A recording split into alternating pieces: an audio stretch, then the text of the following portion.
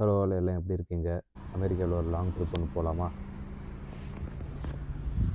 Morning கிளம்பியாச்சு. வண்டியில் எல்லாத்தையும் பேக் பண்ணிட்டு கிளம்ப வேண்டியது தான். இந்த வண்டி தான் ரெடியாக இருக்குது. ஆல்ரெடி ரிமோட்லேயே ஸ்டார்ட் பண்ணிட்டேன் அப்ளிகேஷன் வச்சு.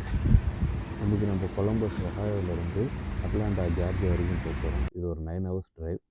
ஸோ காலையில் ஒரு 5 மணிக்கு ஸ்டார்ட் பண்ணி அப்படியே போகிற வழியில் வந்து கென்டக்கி, இது வந்து சின்சினாட்டியில் க்ராஸ் பண்ணி கென்டக்கிக்குள்ளே என்ட்ராகி ஃபுல்லாக ஹைவேலேயே ட்ரைவ் பண்ணி ஒரு 3 இடத்துல ஸ்டாப் பண்ணி, ஒன்று பக்கீஸ்லேயும், ஒரு முறை ரெஸ்ட் ரூமுக்காகவும் இங்கே ரெஸ்ட் ஏரியாவில் நிறுத்திட்டு, அப்புறம் கேஸ் ஸ்டேஷன் கேஸ் ஃபில் பண்ணிவிட்டு, கேஸ்னால் வேறு ஒன்றும் இல்லை, பெட்ரோல் தான்.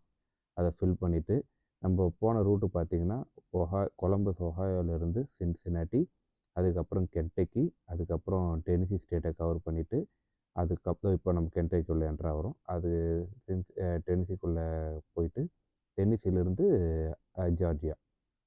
ஆக்சுவலாக பார்த்தீங்கன்னா அமெரிக்காவை பொறுத்த வரைக்கும் ஒவ்வொரு ஸ்டேட்டில் வந்து ஒவ்வொரு விதமான லேண்ட்ஸ்கேப்ஸ் இருக்கும். இப்போ வந்து நம்ம போயிட்டுருக்கிறது வந்து கென்டக்கி. உங்களுக்கு எல்லா செடியிலையும் வந்து இலைங்கெல்லாம் கொட்டி போயிட்டு ரொம்ப குச்சி குச்சியாக தான் நின்றுட்டு இருந்தது. இங்கே எல்லாருமே வந்து ஒரு ஸ்பீட் லிமிட்டை மெயின்டைன் பண்ணுவாங்க. மினிமம் ஒரு ஸ்பீடும் மேக்ஸிமம் ஒரு ஸ்பீடும் மெயின்டைன் பண்ணுவாங்க. அதனால் வந்து உங்களுக்கு ட்ராவல் டைமில் வந்து பர்ஃபெக்டாக இருக்கும். ஜிபிஎஸ்சில் வந்து நம்ம ஊரில் ஜிபிஎஸ் காமிச்சதுன்னா நம்ம அதை விட கொஞ்சம் முன்னாடியே கூட போய் ரீச் ஆகிற மாதிரி காமிக்கும் இல்லையா? அந்த மாதிரிலாம் இல்லாமல் கரெக்டான டைமுக்கே நம்ம ரீச் ஆகிற மாதிரியே இருக்கும். ஜிபிஎஸ்சில் என்ன காமிக்குதோ அந்த டைமில் ரீச் ஆகும். என்ன தான் நம்ம வேகமாக போனாலுமே அந்த ஸ்பீட் லிமிட்டில் தான் நம்ம போக முடியும். ஸ்பீடாக போனாலும் பிரச்சனை, ஸ்லோவாக போனாலும் பிரச்சனை. ஸோ அந்த ஸ்பீட் லிமிட்டை மெயின்டைன் பண்ணும்போது கரெக்டான டைமுக்கு தான் நம்ம போய் ரீச் ஆகும்.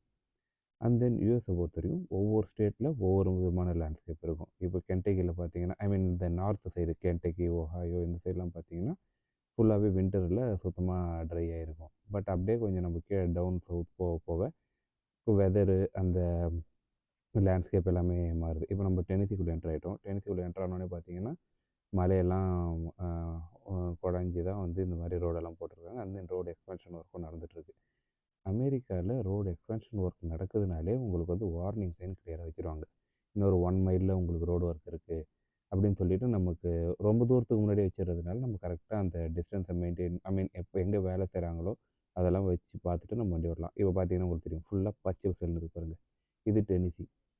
உங்களுக்கு டோட்டலாக லேண்ட்ஸ்கேப்பே மாறிடுச்சு. எனக்கு என்னடா இது இவ்வளோ நேரம் ட்ரையாக இருந்தது ஃபுல்லாக பச்சை பசேல்னு இருக்குது. ஏன்னா நம்ம ஒஹாயோவில் இருக்கிறதுனால ரொம்ப நாள் ஆச்சு இந்த மாதிரி க்ரீனரியை பார்த்து.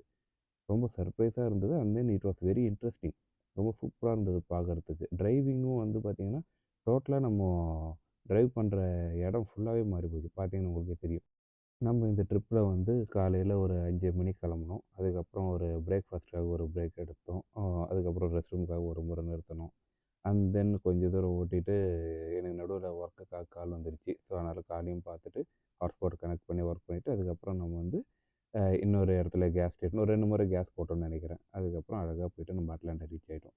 அட்லாண்டாவில் எப்படி ஓட்டுறாங்கன்னு பார்த்தீங்கன்னா எல்லாருமே வந்து மோர் தென் ஸ்பீட் லிமிட் போயிட்டுருக்காங்க.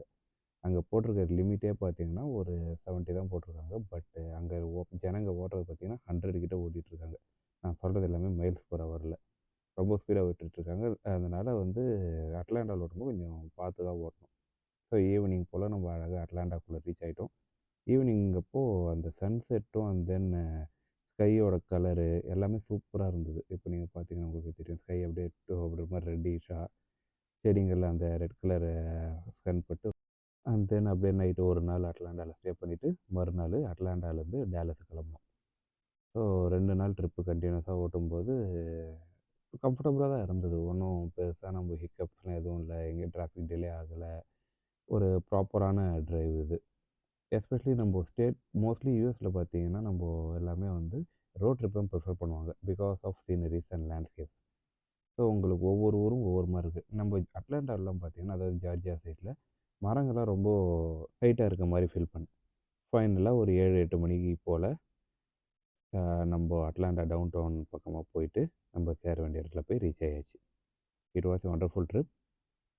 தேங்க்ஸ் ஃபார் வாட்சிங் தி வீடியோ.